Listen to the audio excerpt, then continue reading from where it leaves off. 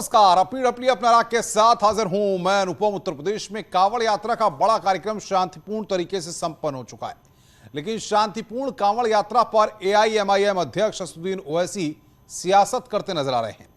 एक दो छिटपुट घटनाओं का जिक्र कर उन्होंने उत्तर प्रदेश सरकार पर सवाल खड़े किए हैं और राज्य सरकार पर मुसलमानों से भेदभाव करने का आरोप लगाया है।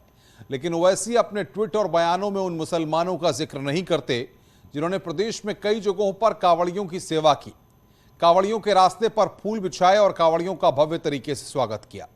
ओवैसी उनकी भी बात नहीं करते जिन मुस्लिमों ने सांप्रदायिक सौहार्द की मिसाल पेश की। आखिर क्यों कांवड़ियों की खिदमत से खफा है ओवैसी, इसी पर आज हम चर्चा करेंगे, लेकिन उससे पहले आप ये रिपोर्ट देखिए।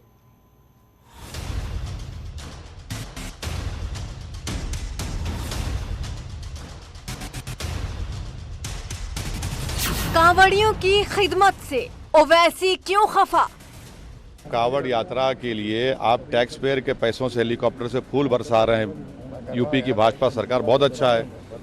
आप पुलिस के ओहदेदार ऑफिसर उनकी पैरों की मालिश कर रहे हैं, बहुत अच्छा है, हम इसका वेलकम करते हैं। रास्ते में लोहार की दुकान है, गाजियाबाद में आपने लोहार की दुकान को बंद कर दिया, बहुत अच्छा है। फूल बरसाने पर ओवैसी बरसा रहे जुबानी अंगारे।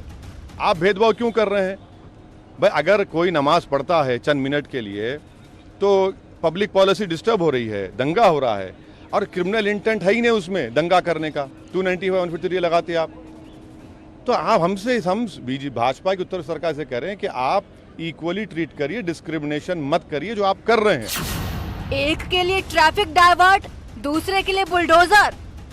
असदुद्दीन ओवैसी सरीखे नेता केवल सांप्रदायिक विभाजन कैसे हो सके, भावनाएं कैसे भड़काई जा सके, इसके लिए तरह तरह के सवाल खड़े करने का काम कर रहे हैं और अपराधियों के पक्ष में बयानबाजी कर रहे हैं। जिन अपराधियों की अवैध संपत्तियों पर बुलडोजर चलता है, वहां आज कांवड़ियों से तुलना करके अपराध करने का काम असदुद्दीन ओवैसी कर रहे हैं। ओवैसी की जहरीली जुबान, बीजेपी का पलटवार।